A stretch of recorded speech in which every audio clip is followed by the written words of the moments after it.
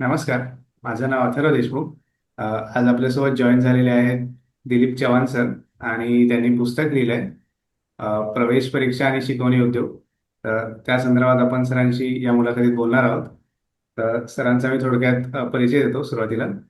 दिलीप चव्हाण हे स्वामी रामानंद तीर्थ मराठवाडा विद्यापीठ नांदेड येथे इंग्रजीचे प्राध्यापक आहेत. त्यांनी अनेक पुस्तके लिहिली आहेत. त्यातील काही पुस्तकांची मी नावे सांगतो.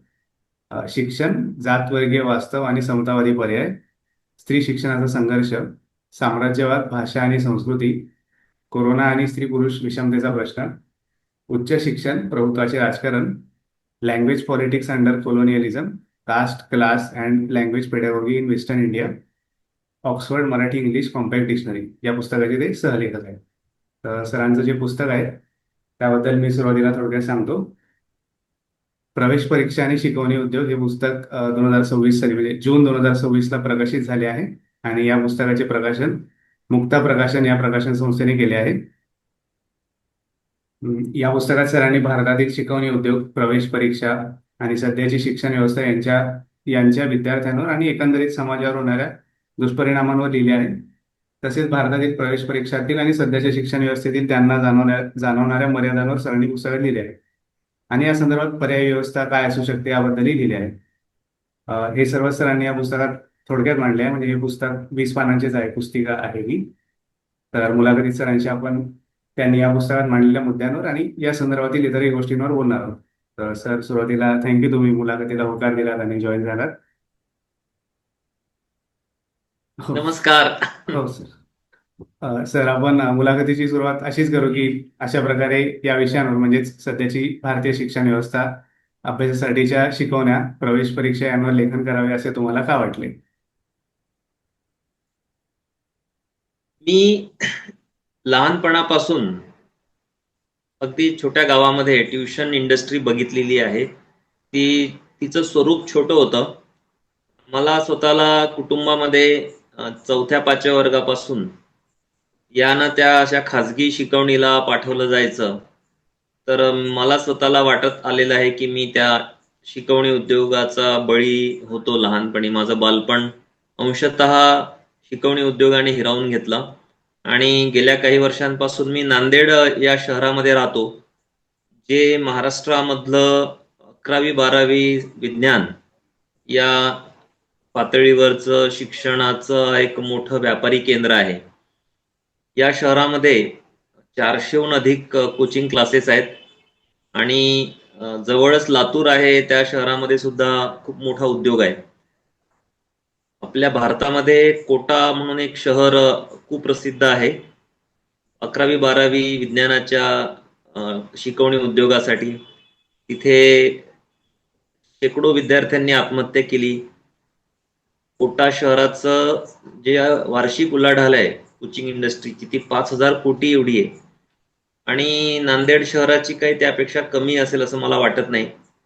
विद्यापीठामध्ये मी शिकवतो, पण आमच्या विद्यापीठामध्ये जेवढ्या सुंदर, सुबक आणि सुसज्ज इमारती नाहीत, तेवढ्या इमारती ह्या नांदेड शहरातल्या कोचिंग उद्योगाकडे आहेत. मोठं विस्तृत असं वसतिगृहांचं जाळं आहे. आणि त्याला जोडून एक मोठी अशी अँसिलियरी इंडस्ट्री ज्याला म्हणतात, एक पूरक असा उद्योग उभा राहिला. नांदेड शहराचं, लातूर आणि नांदेड या दोन शहरांचं अंशतः अर्थकारण हे या शिकवणी उद्योगावर अवलंबून आहे. तर या शिकवणी उद्योगाकडे मध्यम वर्ग आणि कनिष्ठ मध्यम वर्ग आकृष्ट होतो. त्यांचा मोठा आर्थिक एक प्रकारचं शोषण या उद्योगाकडून होतं. मोठ्या प्रमाणावरती विद्यार्थ्यांना स्वप्न ही विकली जातात की तुम्हाला डॉक्टर आणि इंजिनियर व्हायचं आहे. सबब तुम्ही परीक्षा पास होण्यासाठी या शिकवणी उद्योगामध्ये या, शुल्क भरा आणि मग परीक्षा तुम्ही उत्तीर्ण व्हाल, असा एक भ्रम म्हणा किंवा एक प्रकारचं स्वप्न, एक मृगजळ हे दाखवलं जातं.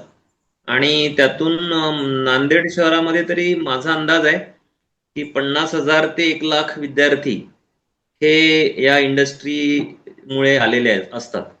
ज्या विद्यापीठामध्ये मी शिकवतो तिथे 2,500-3,000 विद्यार्थी आहेत. पण जो उद्योग नांदेड शहरामध्ये फोफावला तिथे 50,000पेक्षा जास्त विद्यार्थी हे त्या कोचिंगसाठी आलेले असतात. त्या एका विद्यार्थ्याचा अंदाजे खर्च हा 5 लाख रुपये आहे 2 वर्षांच्या कोचिंगचा, जो कोणालाही परवडणारा नसतो. त्यामुळे पालक हे कर्जबाजारी होतात आणि विद्यार्थी जर उत्तीर्ण होऊ शकले नाहीत नीट किंवा जेईई तर ते भ्रमनिरास होतात आणि काही अंशी विद्यार्थ्यांच्या आत्महत्येमध्ये वाढ झालेली आहे. यावर्षी नांदेड जिल्ह्यामध्ये आत्महत्या झाल्यात. तर शेतकऱ्यांच्या आत्महत्या होतात, तशा आता विद्यार्थ्यांच्या आत्महत्या कोट्या शहराखालोखाल नांदेड लातूर भागात आणि सर्वत्र ह्या वाढलेल्या आहेत. असं म्हटलं जातं की काही वर्षांनी पालक आत्महत्या करतील. तर तशी दुस्थिती निर्माण होऊ नये असं मला वाटलं आणि शिक्षणावरती एवढं लेखन होतं, पण कोचिंग इंडस्ट्रीवरती कोणी लिहिलेलं नाही. ते लिहिणे आवश्यक वाटलं मला आणि म्हणून मी सुरुवातीला इकॉनॉमिक अँड पॉलिटिकल वीकली या नियतकालिकात एक लेख लिहिला आणि मग जेव्हा नीट या परीक्षेचा पेपर फुटला तेव्हा मला तीव्रतेने वाटलं की आपण यावरती सर्वसामान्य विद्यार्थी पालक यांना समजेल अशा भाषेत एक पुस्तिकेचं लेखन करावं आणि त्यातून मग मी प्रवेश परीक्षा आणि शिकवणी उद्योग ही पुस्तिका लिहिली. हो. आणि सर, म्हणजे भारतातील एकंदरीत शिक्षण व्यवस्थेबद्दल तुमचे काय निरीक्षण आहे आणि मागच्या 3-4 दशकांमध्ये यात कुठले उल्लेखनीय बदल होत गेले असे तुम्हाला वाटते? भारतीय शिक्षण व्यवस्थेविषयी माझं काय मत आहे यापेक्षा जे पी नाईक यांचं काय मत आहे हे मला वाटतं आपल्या सर्वांसाठी महत्वाचं आहे. जे पी नाईक हे 20व्या शतकातले एक अत्यंत महत्वाचे ज्या शिक्षण तज्ज्ञ आहेत, ज्यांची नोंद ही युनेस्को वगैरे या आंतरराष्ट्रीय संस्थांनी घेतली. तर नाईक हे मृदू स्वभावाचे होते, पण त्यांच्या आयुष्याच्या शेवटी त्यांनी काही पुस्तकं लिहिली आणि त्या पुस्तकांमध्ये त्यांनी भारतीय शिक्षणाविषयी कठोर असं भाष्य केलं. तर एक भाष्य त्यांनी असं केलं की आपण अशा देशामध्ये आहोत ज्या देशामध्ये अशी शिक्षण व्यवस्था आहे जी श्रीमंतांना अधिक श्रीमंत करेल आणि गरिबांना अधिक गरीब करेल. तर अशी उग्र मतं त्यांनी भारतीय शिक्षणाविषयी व्यक्त केली आणि ही शिक्षण व्यवस्था बदलली पाहिजे. यामध्ये विषमता निर्माण होत आहे, निरक्षरता वाढत आहे आणि एका विशिष्ट उच्चभ्रू वर्गाचं पोषण या शिक्षण व्यवस्थेमधून होतं. एका ग्रंथामध्ये त्यांनी असा उल्लेख केला की ज्याप्रमाणे पूर्वी जमीनदार होते आणि ते इतरांचं शोषण करत, तसे आता शिक्षणाच्या आधारे समाजामध्ये एक उच्चभ्रू असा वरचा वर्ग तयार होतो आहे आणि तो इतर समाजावरती आपलं वर्चस्व प्रस्थापित करतो आहे. तर नाईक यांनी जी भूमिका मांडली तीच अमेरिकेमधल्या MIT नावाच्या एका अत्यंत नामांकित संस्थेमधील संशोधक ते भारतामध्ये आले होते. 1990च्या आसपास त्यांचं पुस्तक आलं. त्याच्या आधीच ते आले होते काही वर्षांपूर्वी, 90च्या आधी. आणि त्यांनी the child and the state in India नावाचं अत्यंत महत्वाचं पुस्तक लिहिलं. त्यांचं नाव मायरन विनर आहे. आणि त्या पुस्तकामध्ये पण त्यांनी लिहिलं की मी अशा देशामध्ये गेलो होतो ज्या देशामधल्या सरकारला स्वतःच्या देशामधील बालकांविषयी कोणतीही आस्था नाही. कारण ते चक्रावून गेले, भांबावून गेले की असा कसा देश आहे जिथे बाल कामगार आहेत, जिथे श्रीमंतांच्या शाळा वेगळ्या आहेत, जिथे शाळेमध्ये मूल गेलं नाही तरी सरकारला काही त्याची काळजी नाही, वैषम्य वाटत नाही. आणि त्याच वर्षी एक नवोदय नावाची एक शाळा जिल्ह्याला देण्यात आली होती.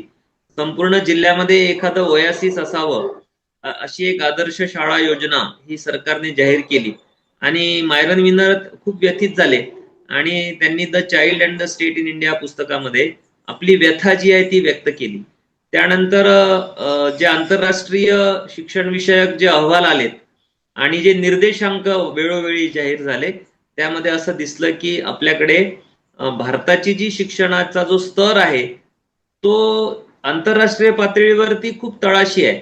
म्हणजे आपला जो क्रमांक लागतो शिक्षणाच्या निकषावरती तो जगामध्ये 105, 108 या क्रमांकावरती आपण आहोत. आणि शिक्षण हा मानवी विकास मोजण्याचा एक 3 पैकी एक महत्वाचा घटक आहे. त्यामुळे खरं म्हणजे अन्न वगैरेला आपण इतकं महत्व दिलं, पण शिक्षण आणि ज्ञान याच्या लोकशाहीकरणाची आपण काळजी घेतली नाही.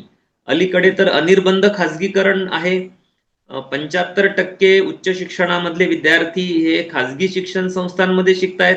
एकट्या पुणे शहरामध्ये 30हून जास्त खाजगी विद्यापीठ आहेत. दिल्ली, बँगलोर, हैदराबाद या शहरांची अशीच स्थिती आहे. आणि प्राथमिक शिक्षणाचं पण मोठ्या प्रमाणावर खाजगीकरण होत आहे. शाळा बंद होत आहेत सरकारी, ते पटसंख्येच्या नावे किंवा इतर सबबी खाली त्या बंद केल्या जात आहेत. आणि एकूण भारतामध्ये फक्त 16% विद्यार्थी हे सरकारी शाळांमध्ये शिकतायत. म्हणजे 84% विद्यार्थी हे खाजगी शाळांमध्ये शिकतात, अनुदानित आणि विना अनुदानित. पण त्यापैकी सुद्धा जवळपास 35-40% विद्यार्थी शालेय विद्यार्थी हे विना अनुदानित, ज्याला आपण प्रायव्हेट स्कूल म्हणतो, ज्याला शुल्क भरावं लागतं, ती शाळा इंग्रजी माध्यमाची असते अथवा नसते, पण ती विना अनुदानित असते. तर आपण अशा देशामध्ये राहतो जिथे समान शाळा पद्धती नाही, शेजार शाळा पद्धती नाही, सरकारी शाळा पद्धतीचा विस्तार होत नाही. आणि अशा देशामध्ये शिक्षणाच्या माध्यमातून नव्या विषमतेला आपण जन्म देतो. असं होत नाही की शिक्षणाच्या माध्यमातून समता येते आहे, सर्व विद्यार्थ्यांना आपण या देशाचे नागरिक आहोत, आपण एका समान अशा समाजाचे सदस्य आहोत, असा भाव आपण शाळेमधून देत नाही. आपण असा करतो की श्रीमंतांना खूप सुविधाजनक शाळा, अगदी एखाद्या स्टार हॉटेल सारख्या सुविधा या शाळांमध्ये दिल्या जातात. आणि मग तुमचा जसा आर्थिक स्तर असेल, आर्थिक ऐपत असेल, त्याला अनुरूप शाळा पद्धती असते. आणि जेवढं आपण खाली जाऊ शाळेच्या पातळीवरती, गुणवत्तेच्या पातळीवरती, सुविधांच्या पातळीवरती, तेवढं आपल्याला गरीब वर्ग त्या शाळेमध्ये अपरिहार्यपणे शिक्षण घेताना दिसतोय. नाईलाज त्यांना वाटतो की आपल्याकडे पैसे नाहीत, मग आपण सरकारी शाळेमध्ये जावं. तर कोणी एकेकाळी अगदी मध्यमवर्गीयांची मुलं अनुदानित शाळांमधून, जिल्हा परिषदेच्या शाळांमधून शिकली. आता तसं घडत नाही.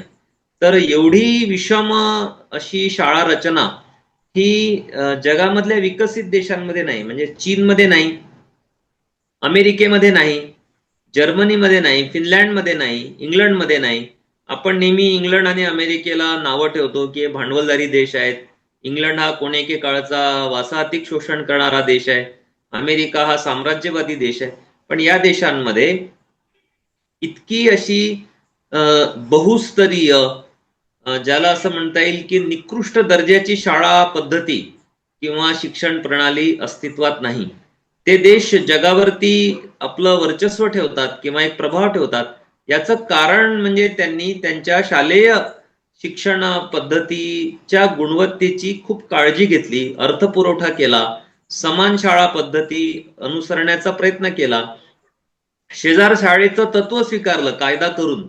आणि त्यामुळे त्या देशामध्ये गरीब सामान्य लोक जे आहेत त्यांना सुद्धा गुणवत्तापूर्ण सुविधायुक्त असं शिक्षण मिळतं.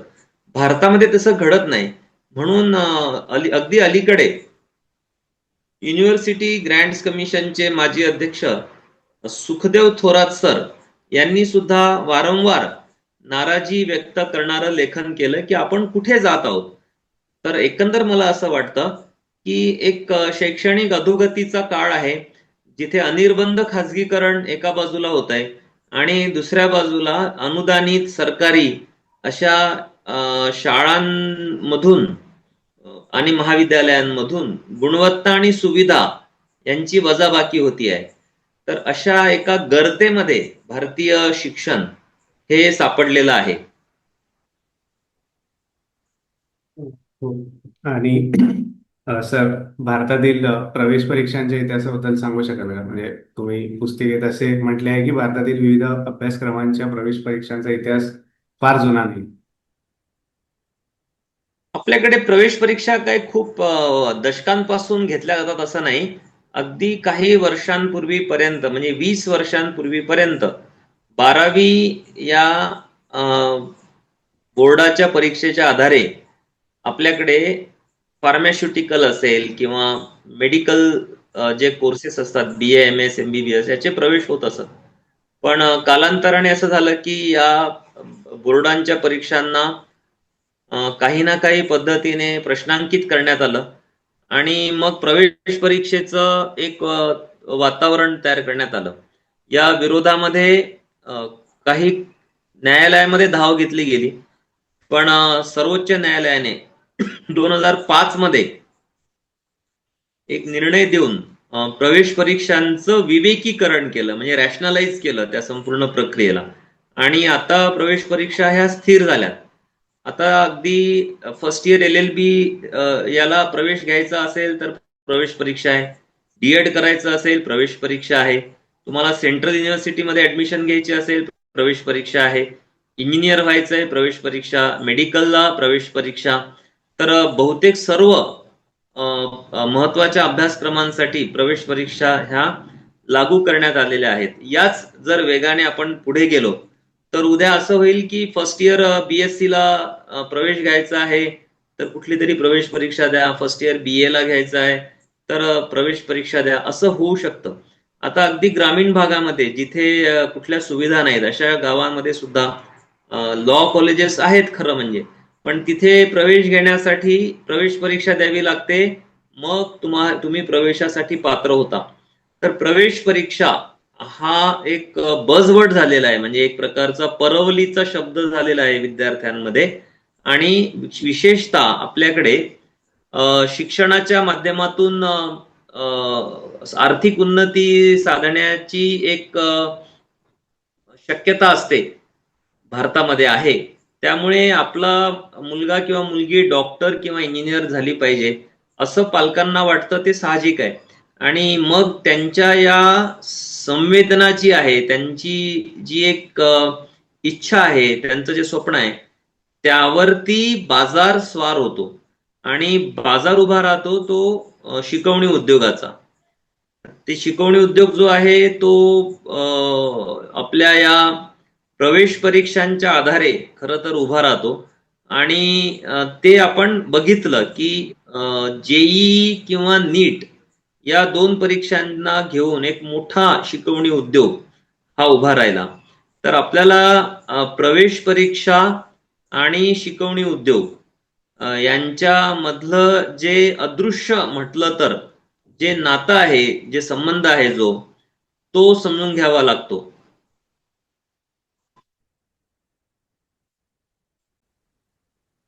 आणि सर, तुम्ही पुस्तकात असे म्हटले की प्रवेश परीक्षा उच्च वर्गाला अनुकूल असतात.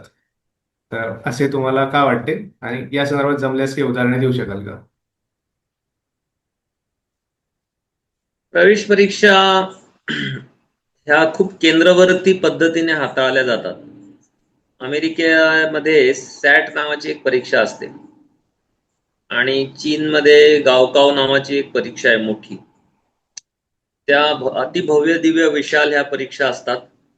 चीनमध्ये तर 2-3 दिवस सर्व ऍक्टिव्हिटी थांबवली जाते, प्रवास, कारखाने, इतर सर्व म्हणजे स्टँड स्टील असतं. अमेरिकेमध्ये सुद्धा सॅटची खूप मोठा गवगवा आणि खूप मोठी इंडस्ट्री अमेरिकेमध्ये पण उभी राहिली. तर परीक्षा ज्या असतात त्या अवाढव्य मोठ्या असतात आणि एकच क्वेश्चन पेपर असतो आणि त्याचं युनिफॉर्म अशा इम्प्लिमेंटेशन असतं. तर यंत्रणा खूप मोठी असते आणि याच्यामध्ये अनेक प्रकारचे गैरव्यवहार हे सुरू असतात. म्हणजे ते गैरव्यवहार अमेरिकेत सुद्धा होतात. चीनमधली माहिती बाहेर येत नाही, पण भारतामध्ये तर धडाधड पेपर फुटतात वेगवेगळ्या प्रवेश परीक्षांचे. तर एकट्या नीट या परीक्षेचा 3ऱ्यांदा पेपर फुटला आणि आपण पाहिलं की 22 लाख विद्यार्थी हे भरडले गेले काही दिवसांपूर्वी. तर प्रवेश परीक्षा ह्या अनेक अपप्रवृत्तींना जन्म देतात. पहिली अपप्रवृत्ती त्याच्यामध्ये अशी दडलेली असते की जे महाविद्यालय आहेत 11वी आणि 12वी या स्तरावरचे, त्यांना तर प्रवेश परीक्षा बेदखल करून टाकते. कारण या महाविद्यालयांमध्ये अध्यापन पद्धती भिन्न असते. आपण डिस्क्रिप्टिव्ह अनालिटिकल उत्तर तिथे लिहिणं अपेक्षित असतं. प्रयोगशाळेमध्ये प्रयोग करणे अपेक्षित असतं. प्राध्यापक अनुदानित असो विनाअनुदानित असो, पण ते अपॉइंटेड असतात आणि ते शिकवतात वर्गामध्ये. अशा अनेक गोष्टी घडतात. पण या सगळ्यांना प्रवेश परीक्षा जी आहे ती बेदखल करते, त्याच्यावरती काट मारते. आणि नांदेडमध्ये उदाहरणार्थ ज्युनियर कॉलेजची क्षमता एवढी आहे का 50,000 विद्यार्थ्यांना सामावून घेणारी? नांदेडमध्ये 10,000पेक्षा जास्त विद्यार्थी हे सिनियर कॉलेजमध्ये शिकत नाहीत आज. पण ज्युनियर कॉलेज लेवलला जो इंडस्ट्री आहे शिकवणीची, त्याच्यामध्ये एकदम 50,000 ते 1,00,000 विद्यार्थी शिकतात. तर हे कोण विद्यार्थी आहेत? तर ते पूर्ण महाराष्ट्रातील विद्यार्थी आहेत. त्यांचे जे प्रवेश आहेत ते कुठल्या तरी एखाद्या खोट्या म्हणा खऱ्या म्हणा जिथे क्लासेस होत नाहीत अशा कॉलेजला त्यांचे प्रवेश असतात. आणि ते वर्षभर 2 वर्ष पण तिकडे फिरकत नाहीत, फक्त परीक्षेला जातात 12वीच्या. आणि इकडे मात्र ते लातूर, कोटा वगैरे जळगाव, अकोला, नांदेड अशा शहरांमध्ये ते या प्रवेश परीक्षांसाठी दाखल होतात कोचिंग इंडस्ट्रीमध्ये. तर आपल्याकडे अनुदानित आणि मोठ्या कष्टाने उभी राहिलेली जी ज्युनियर कॉलेजेसची जी यंत्रणा आहे, तिला एका बाजूला प्रवेश परीक्षा बेदखल करते आणि दुसऱ्या बाजूला ती शिकवणी उद्योगाला मात्र ती चालना देते. दुसरी एक बाब अशी घडते की ज्युनियर कॉलेजेसमध्ये एक थिअरी शिकवली जाते. गणित असेल, जीवशास्त्र असेल, रसायनशास्त्र असेल, भौतिकशास्त्र असेल, याचे सिद्धांत शिकवले जातात. त्यातले क्रम, टप्पे, व्याख्या, वर्णन, निष्कर्ष हे एक सिद्धांताचा भाग म्हणून शिकवले जातात. इकडे मात्र बहुपर्यायी वस्तुनिष्ठ जी एक परीक्षा पद्धती अनुसरली जाते प्रवेश परीक्षेमध्ये, त्यामध्ये प्रत्यक्ष सिद्धांत शिकणे, त्यातले टप्पे शिकणे, एक तार्किक अर्थाने विकास शिकणे आणि निष्कर्षाप्रत येणे, ते सर्व सिद्धांत जो आहे तो प्रयोगशाळेमध्ये पडताळून बघणे, ह्या सर्व प्रक्रियांना एका अर्थाने बायपास केलं जातं. आणि परीक्षा केंद्री MCQ बेस्ड असं शिक्षण हे दिलं जातं. पाठांतर येतं आणि त्यामधून घोकमपट्टी येते. आणि त्यामुळे आपले IITians जे आहेत ते नव्या शोधापासनं स्वतःला वंचित ठेवतात. आपल्याकडे IITiansनी खूप काही शोध लावले, आपल्याकडे खूप महान असे शोध झाले असं नाही.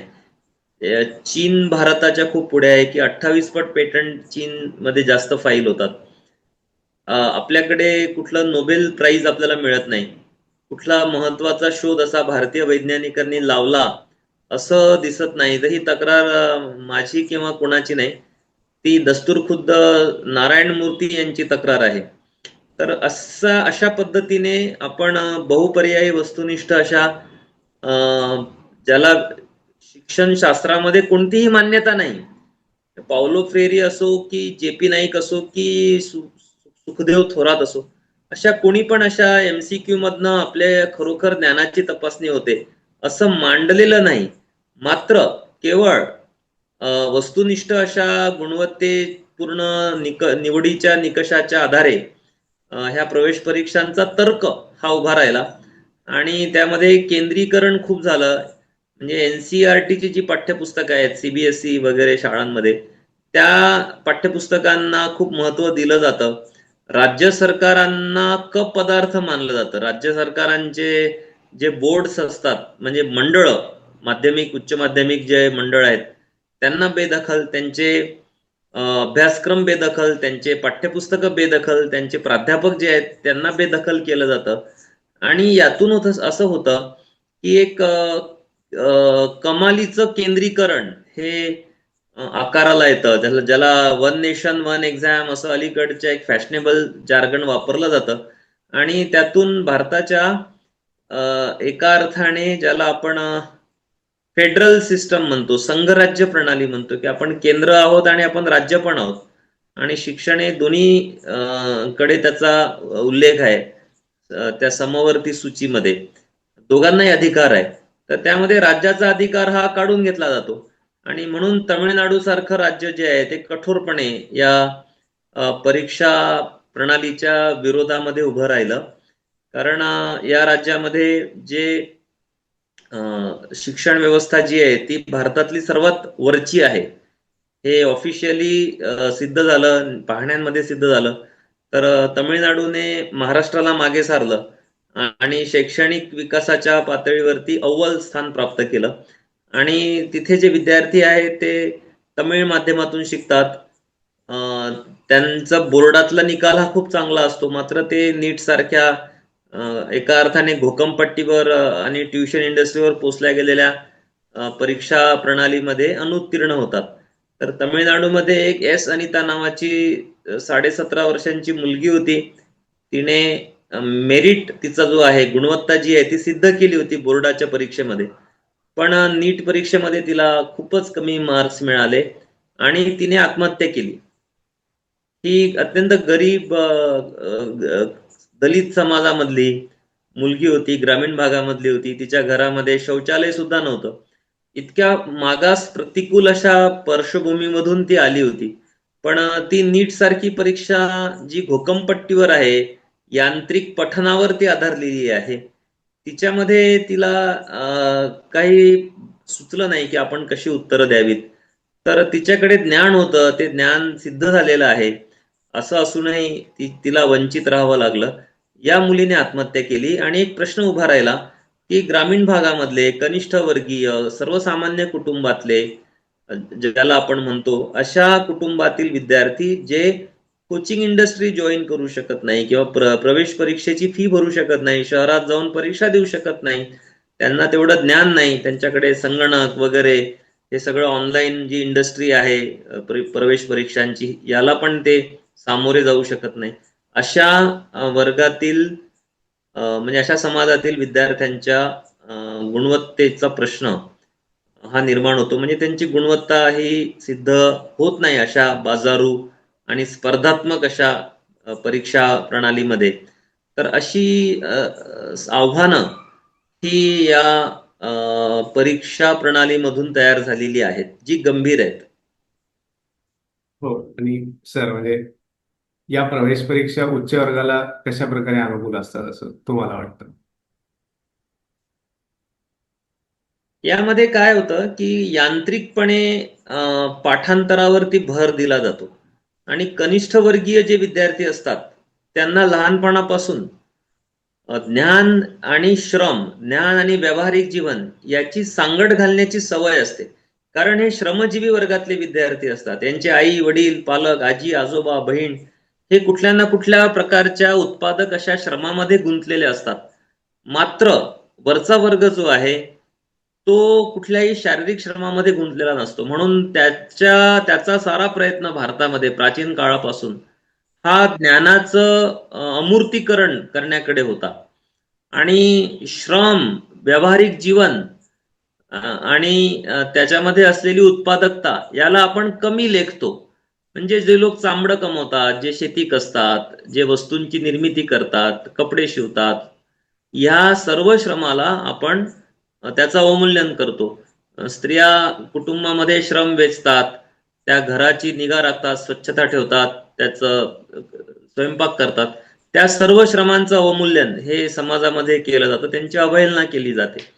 आणि पाठांतर आणि जिथे इंडस्ट्री आहे त्या शिकवणी उद्योगामधून मात्र जे विद्यार्थी पुढे घोकमपट्टी करून उत्तरं लिहितील त्यांना मात्र गुणवत्तेच्या आधारे जेई अथवा नीट या परीक्षांमध्ये उत्तीर्ण होण्याची शक्यता ही जास्त असते. तर एकतर श्रम आणि व्यावहारिक जीवन, प्रॅक्टिकल एक्झाम ज्याला आपण म्हणतो, प्रॅक्टिकल जे लॅबोरेटरीमध्ये होतात ते त्याला बायपास करणारी ही प्रणाली असल्यामुळे त्यामध्ये केवळ पाठांतरावरती विसंबून राहू शकत नाहीत श्रमजीवी वर्गातले विद्यार्थी. आणि ते या प्रचंड महाकाय जो शिकवणी उद्योग आहे, ज्याचं टर्नओव्हर हे भारतामध्ये जवळपास 58,000 कोटी असण्याचं एक शंका आहे. काही ऑफिशियल काही डेटा आपल्याकडे नाही. सरकार पण या उद्योगाचा आकारमान केवढा आहे ह्याचं मापन करत नाही आणि आपल्याला सांगत नाही. हा एक अंदाज आहे. तर एवढ्या महाकाय इंडस्ट्रीमध्ये जिथे 4-5 लाख रुपये तुम्हाला डॉक्टर होण्यासाठी आधी कोचिंग इंडस्ट्रीमध्ये भरावे लागतात, तेवढी ऐपत या वर्गाची नाही. आणि यामुळे आपल्याकडेच नाही तर दक्षिण कोरिया आहे, अमेरिका आहे, चीन आहे, ह्या सर्व देशांमध्ये कोचिंग इंडस्ट्री जी आहे त्या कोचिंग इंडस्ट्रीमुळे विषमता निर्माण होत आहे असं दिसून आलेलं आहे. आणि त्या अर्थाने प्रवेश परीक्षा ज्या असतात त्या उच्च वर्गाच्या बाजूने पक्षपाती आहेत असं आपल्याला म्हणता येतं. अमेरिकेत सुद्धा दिसून आलं. हो. आणि सर, तुम्ही आता एवढं बोलला सर, तरी शिक्षणाबद्दल कुठले अजून मोठे गैरसमज भारतीय समाजात आहेत असे तुम्हाला वाटते? असा एक गैरसमज आहे की खाजगी शाळेमध्ये आपल्या पाल्याला शिकवलं म्हणजे खूप चांगलं करिअर होईल. इंग्रजी माध्यमामध्ये शिकवलं म्हणजे खूप चांगलं करिअर होईल. लांबच्या कुठल्या तरी चकचकीत काचेची इमारत असलेली वगैरे जी शाळा असते त्या शाळेमध्ये शिकवलं म्हणजे आपल्या मुलामध्ये गुणवत्ता येईल. खाजगी विद्यापीठ ज्यांच्याकडे दर्जा असतो असं म्हटलं जातं किंवा खूप इमारती आणि संसाधनं असतात, अशा विद्यापीठांमध्ये आपण शिक्षण घेतलं म्हणजे आपल्या पाल्याला गुणवत्तापूर्ण शिक्षण मिळतं, असे अनेक गैरसमज आहेत. अगदी कोचिंग इंडस्ट्री बाबत सुद्धा मोठा गैरसमज आहे की कोचिंगला टाकलं म्हणजे आपला मुलगा डॉक्टर होईल, इंजिनियर होईल. वस्तुस्थिती अशी आहे की जेवढ्या सीट्स आहेत मेडिकल इंजिनिअरिंगच्या त्याच्या कितीतरी पट विद्यार्थी हे कोचिंग इंडस्ट्रीमध्ये हे प्रवेश घेतात. त्यामुळे सर्व विद्यार्थ्यांना अजिबात परीक्षा पास होता येत नाही. ते एमपीएससी युपीएससीच्या परीक्षेसारखंच असतं. अवघ्या 2 किंवा 3%, 4% विद्यार्थी जे कोचिंग इंडस्ट्रीमध्ये आलेले असतात तेवढे, त्यातल्या एकूण 4 किंवा 3% विद्यार्थ्यांनाच फक्त मेडिकल इंजिनिअरिंग कॉलेजमध्ये प्रवेश मिळतो. उरलेले जे विद्यार्थी आहेत ते भ्रमनिरास होतात. त्यामुळे आपल्याला शिक्षणाच्या ज्या बाजाराने आपल्याला ज्या कल्पना दिल्या की खाजगी संस्था म्हणजे गुणवत्तापूर्ण शिक्षण, ह्या प्रभावामध्ये आपल्या समाजामधला पालक हा मोठ्या प्रमाणावरती येत आहे. त्यामध्ये एक अंतर्विरोध तयार होतो की प्राथमिक माध्यमिक पातळीवरती आपण सरकारी शाळा नाकारतो किंवा अनुदानित शाळा नाकारतो, मात्र मेडिकल आणि इंजिनिअरिंगच्या पातळीवरती आपला प्रवेश हवा असतो तो सरकारी कॉलेजमध्ये, खाजगी नव्हे. खाजगी कॉलेजमधला प्रवेश हा अपरिहार्यतेतून येतो, म्हणजे सरकारी कॉलेजला मिळाला नाही म्हणून खाजगी कॉलेजमध्ये प्रवेश घेतला जातो. तर वरच्या पातळीवरती सरकारी महाविद्यालयांची गुणवत्ता टिकून आहे. उदाहरणार्थ मुंबईमध्ये आहे तर 3-4 गव्हर्नमेंट कॉलेजेस आहेत. केईएम हॉस्पिटल आहे, त्याला जोडून एक कॉलेज आहे. बीजे मेडिकल कॉलेज आहे पुण्यामध्ये. तर असे जे नामांकित सरकारी महाविद्यालय आहेत त्यामध्ये प्रवेश हवा आहे. पण त्यासाठी मात्र गुणवत्तेची हमी नसणाऱ्या आणि प्रचंड आर्थिक लयलूट करणाऱ्या खाजगी शाळांवरती पालक विसंबून राहतात. तर असे अनेक प्रकारचे गैरसमज हे आपल्या भारतामध्ये आहेत सध्या प्रचलित.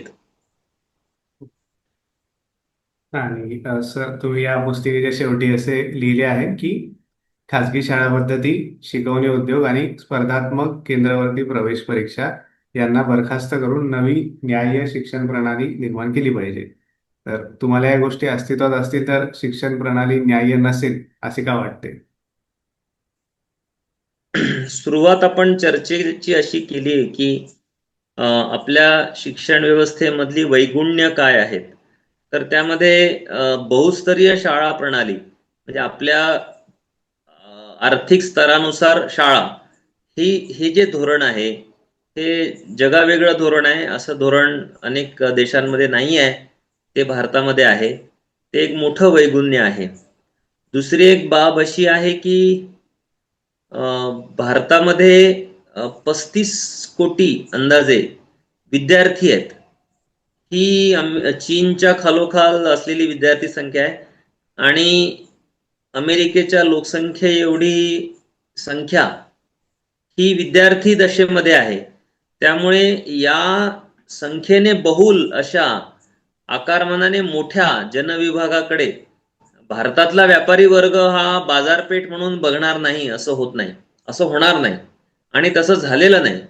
म्हणून या व्यापारी वर्गाने शिक्षण हे एक व्यापाराचं क्षेत्र बनवलं आणि मग त्याचे छोटे मोठे रूप हे ग्रामीण भागापासून ते दक्षिण मुंबईपर्यंत आपल्याला दिसून येतात आणि याला आपण शिक्षणाचं खाजगीकरण म्हणतो. या अनिर्बंध खाजगीकरणाचा दुष्परिणाम असा झाला की भारतामध्ये एक प्रकारची कनिष्ठ दर्जाची गुणवत्ताहीन केवळ नफ्यासाठी चालवली जाणारी शिक्षण प्रणाली ही अस्तित्वात आली. मी काही काळ पुण्यामधल्या वाघोली या उपनगरामध्ये राहिलो, तर तिथे एक झेरॉक्स सेंटर होतं. त्या काहीशा वेगळ्या प्रदेशामध्ये झेरॉक्स सेंटर कसं आहे असं मला वाटलं आणि तिथे अजिबात गर्दी दिसायची नाही. मी मात्र रोज तिथे जाऊन प्रिंट घेत होतो. मी त्या संचालक होत्या एक महिला, त्यांना विचारलं की तुम्ही हे असं झेरॉक्स सेंटर चालवता, तर तुमचा उद्योग तर काही फारसा दिसत नाही आहे. तर त्या म्हणाल्या की खरं सांगू का, आमचा खरा उद्योग जो आहे तो परीक्षेच्या काळामध्ये असतो. तर इंजिनिअरिंग 8-10 इंजिनिअरिंग कॉलेजेस आहेत वाघोलीमध्ये, तर तिथले हजारो विद्यार्थी हे एकमेकांचं डेझर्टेशन हे कॉपी करून तिथे तयार करतात. यावर आमचं सगळं उद्योग हे चालतं. तर आमचा सीझनचा व्यवसाय आहे म्हणे, बाकी काळामध्ये आमचा व्यवसाय नसतो. तर ते ऐकून मी थिजून गेलो, थक्क झालो. मला वाईट वाटलं की कुठल्या दर्जाची खाजगी इंजिनिअरिंग कॉलेजेसची यंत्रणा ही पुण्यासारख्या ठिकाणी ही निर्माण झाली. यातून वैज्ञानिकही तयार होणार नाहीत आणि चांगले इंजिनियर्स पण तयार होणार नाहीत.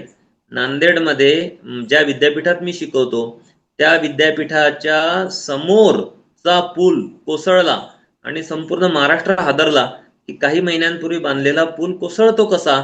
तर इथे केवळ भ्रष्टाचार नाही आहे, तर अज्ञान सुद्धा आहे. आपले जे इंजिनियर्स आहेत त्यांना रस्ते बांधता येत नाहीत. त्यांना ज्याला मॅनहोल म्हणतात ते मॅनहोल्स नीट त्या रस्त्यामध्ये इंटिग्रेट होत नाहीत. ठिकठिकाणी खड्डे तयार होतात आणि रस्ते दोन्ही बाजूंनी ते खचतात.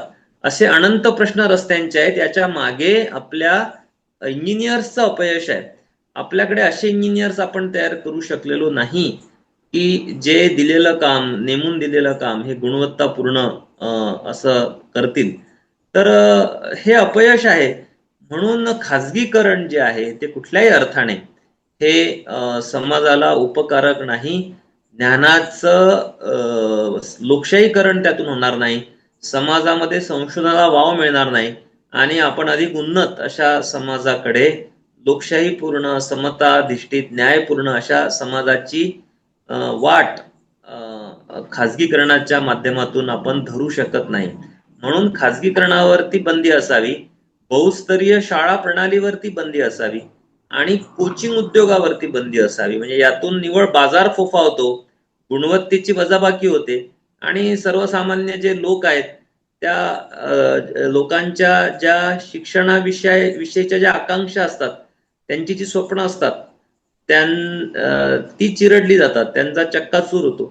म्हणून खूप आमूलाग्र बदल हे आपल्या शिक्षण व्यवस्थेमध्ये व्हायला पाहिजे. यशपाल नावाचे प्रोफेसर होते, UGCचे चेअरमन होते. त्यांनी या खाजगी शिक्षण संस्थांना आणि विद्यापीठांना टीचिंग शॉप्स म्हटलं होतं. जसं आपण शॉपमध्ये जातो आणि वस्तू विकत घेतो, तसे हे टीचिंग शॉप्स झालेले आहेत असं शब्दप्रयोग त्यांनी त्यांच्या अहवालामध्ये केला होता. म्हणून आपल्याला बहुस्तरीय शाळा प्रणाली, हा शिकवणी उद्योग आणि अनिर्बंध खाजगीकरण जे आहे त्यावरती काहीतरी कायदा करून त्याला नियंत्रणात आणणे आवश्यक आहे असं मला वाटतं. आणि सर पण म्हणजे त्याचं पर्यायी व्यवस्था कशी असावी याबद्दल तुम्ही काही सांगू शकाल? म्हणजे कॉमन स्कूल सिस्टम हा खूप जगभर स्वीकारला गेलेला प्रकार आहे. आपण फिनलँड, जर्मनी, इंग्लंड, चीन, अ, अमेरिका, रशिया या देशांकडे जर पाहिलं तर मोठ्या प्रमाणावरती सरकारी दातृत्वातून उभी राहिलेली जी शाळा प्रणाली आहे, ज्या शाळेमध्ये जाण्यासाठी बालकांमध्ये भेद केला जात नाही. तुझ्याकडे पैसा आहे, तू मोठ्या शाळेत जा, तुझ्याकडे नाही, तू या शाळेत जा, असा भेद बालकांच्या बाबतीत केला जात नाही. याला आपण कॉमन स्कूल सिस्टम असं म्हणतो. तर कॉमन स्कूल सिस्टम विषयीची चर्चा ही 1964च्या कोठारी आयोगाने केलेली होती. त्यानंतर ती क्रमाक्रमाने कमी होत गेली आणि आता आपण कॉमन स्कूल सिस्टम जी आहे ती विसरून गेलो. अमेरिकेसारखा देश नेबरहुड स्कूलिंग ही संकल्पना वापरतं, फिनलँड सारखा देश वापरतं, तर ते आपण विसरलो.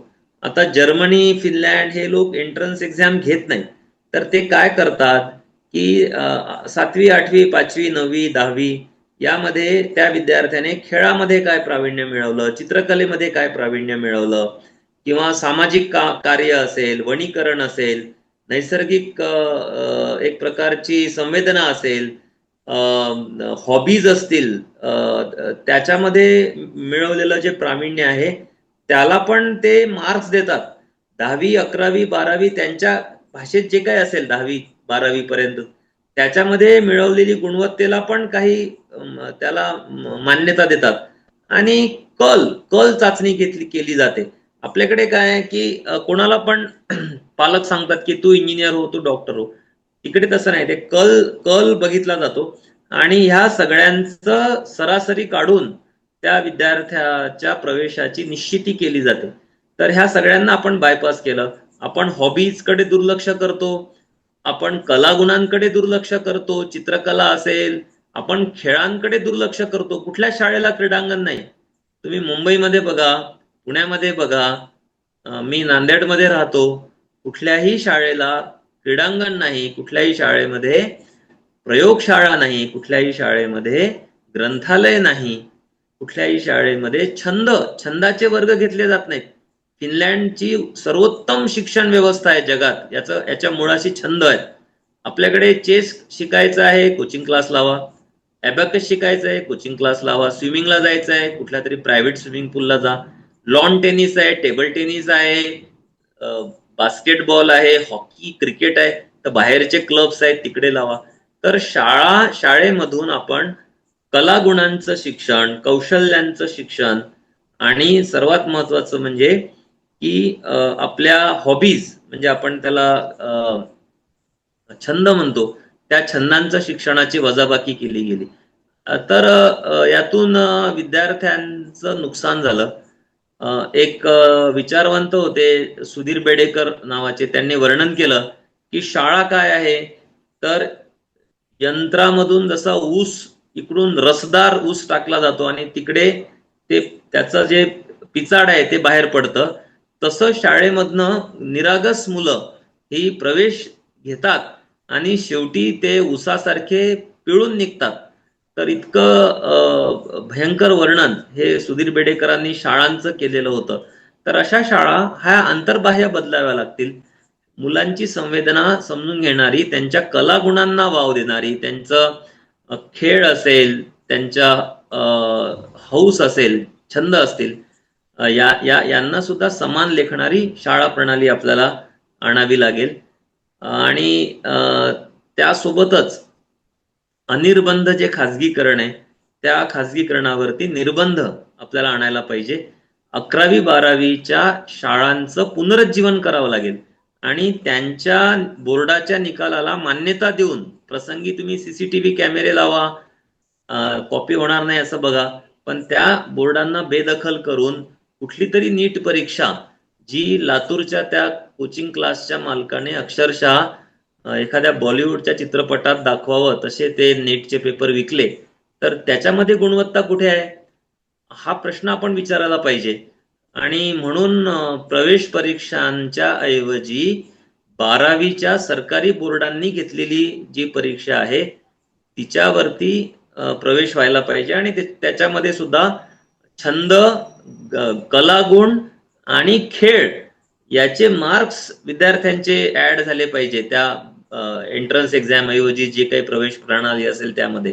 अशी एक अभिनव सर्वांगीण व्यक्तिमत्वाच्या सर्वांगीण विकासाची हमी देणारी प्रणाली पाहिजे प्रवेशासाठीची.